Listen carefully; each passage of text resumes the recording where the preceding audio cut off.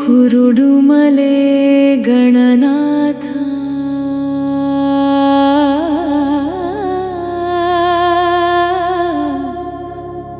ಕರುಣಿಸೋ ವಿಘ್ನೇಶ.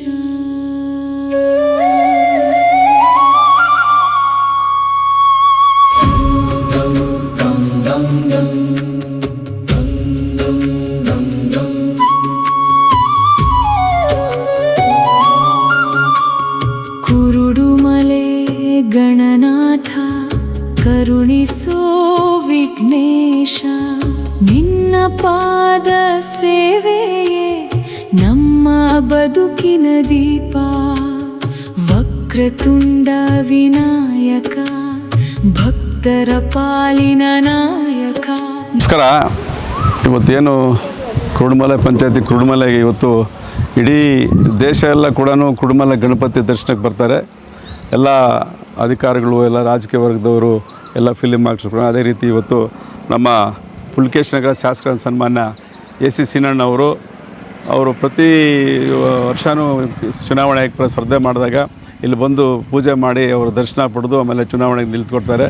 ಆ ರೀತಿ ದೇವರ ಮೇಲೆ ನಂಬಿಕೆ ಇರೋದ್ರಿಂದ, ನಮ್ಮ ಗಣಪತಿ ಮೇಲೆ ಭಾಳ ನಂಬಿಕೆ ಇರೋದ್ರಿಂದ ಅವರು ಇವತ್ತು ಯಾರಿಗೂ ಹೇಳಿದ್ರೆ ಇವತ್ತು ಅಭಿಷೇಕ ಮಾಡಿಸಿ ದರ್ಶನ ಮಾಡ್ಕೊಂಡು ಹೋಗೋಣ ಅಂತ ಅವರು ಬೇರೆ ಒಂದು ಮನಸ್ಸಲ್ಲಿ ಇಟ್ಕೊಂಡು ಬಂದಿರ್ತಾರೆ. ಭಗವಂತ ಆ ಗಣಪತಿ ಮತ್ತು ಮುಳಬಾಗಿಲು ಆಂಜನೇಯ ಸ್ವಾಮಿ, ಇವರು ಕಾಶಿ ವಿಶ್ವನಾಥ್ ರಾಮಲಿಂಗೇಶ್ವರ ಸ್ವಾಮಿ ಒಳ್ಳೆಯ ಆಶೀರ್ವಾದನ ಕೊಟ್ಟು ಅವ್ರೇನು ಅಂದ್ಕೋದೆಲ್ಲ ಬಗೆಹರಿಸಲಿ ಅಂತ ನಾವು ಈಗಾಗಲೇ ಪೂಜೆಯನ್ನು ಗಣಪತಿ ಪೂಜೆ ಮಾಡಿದ್ವಿ.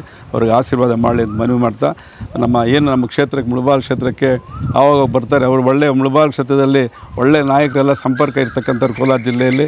ಅದರಿಂದ ಇಡೀ ನಮ್ಮ ಸಮಾಜದ ಕೋಲಾರ ಜಿಲ್ಲೆ ಇರ್ಬೋದು, ಕರ್ನಾಟಕ ರಾಜ್ಯದಲ್ಲಿ ನಮ್ಮ ಸಮಾಜ ಭೋವಿ ಸಮಾಜವನ್ನು ಭಾಳ ಒಗ್ಗಟ್ಟಿಂದ ಹೇಳ್ಕೊಂಡು ಹೋಗ್ತಾ ಇರ್ತಕ್ಕಂಥವ್ರು. ಅದರಿಂದ ಏನು ಇವತ್ತು ನಮ್ಮ ಸ್ವಾಮಿ ದರ್ಶನಕ್ಕೆ ಬಂದಿದ್ದಾರೋ ಅವ್ರಿಗೆ ಸ್ವಾಗತನ ಬಯಸ್ತಾ, ಆ ಭಗವಂತ ಅವ್ರೇನೇ ಅಂದ್ಕೊಳ್ಳೋದು ಅವ್ರಿಗೂ ಮನೆಯವ್ರಿಗೂ ಎಲ್ರಿಗೂ ಕೂಡ ಭಗವಂತ ಒಳ್ಳೇದು ಮಾಡಲಿ ಬಯಸ್ತಾ ಅವ್ರ ಸ್ವಾಗತವನ್ನು ಬಯಸ್ತಾ ಇದ್ದೀವಿ.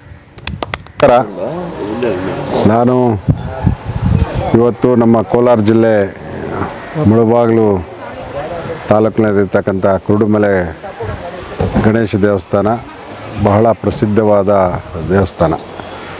ಇಲ್ಲಿ ನಾವು ನಮ್ಮ ರಾಜ್ಯದ ಯಾವುದೇ ಚುನಾವಣೆ ಮಾಡಬೇಕಾದ್ರೆ ಇಲ್ಲಿ ಪೂಜೆ ಮಾಡೇ ನಮ್ಮ ಕಾಂಗ್ರೆಸ್ ಪಕ್ಷದ ಎಲ್ಲ ನಮ್ಮ ಮುಖಂಡರು ಚುನಾವಣೆ ಪ್ರಚಾರ ಮಾಡ್ತೀವಿ.